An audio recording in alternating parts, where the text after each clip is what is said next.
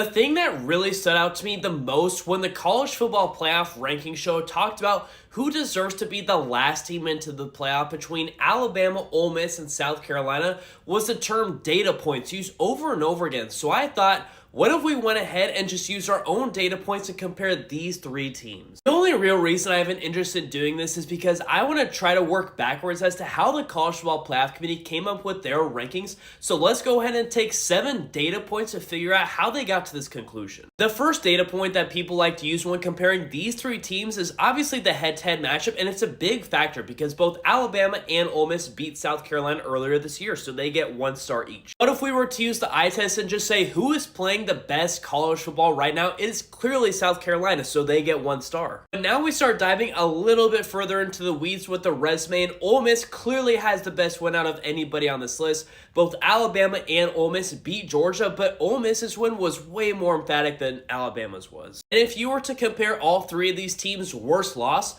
Ole Miss clearly wins that debate because Alabama lost to 6-6 Oklahoma, and South Carolina's worst loss was to Ole Miss, so Ole Miss comes out victorious in the worst loss category. In virtually every website that compares strength of schedule, Alabama comes out victorious in the strength of schedule metric. And if we looked at who had the most ranked wins, both Alabama and South Carolina are tied with 3 each. And because we know that this College Football Playoff Committee loves to know what computers think, and they love to know what ESPN thinks as well, Alabama wins the FPI category for whatever that's worth. So that's how I believe that Alabama actually got the nod into the last at-large spot, because they had the most data points out of all these teams. But when we talk about what is actually the College Football Playoff, is it just the teams that fill out the most data points? Or is it just the 12 best teams in college football right now? I'll leave that for you guys to decide for yourself.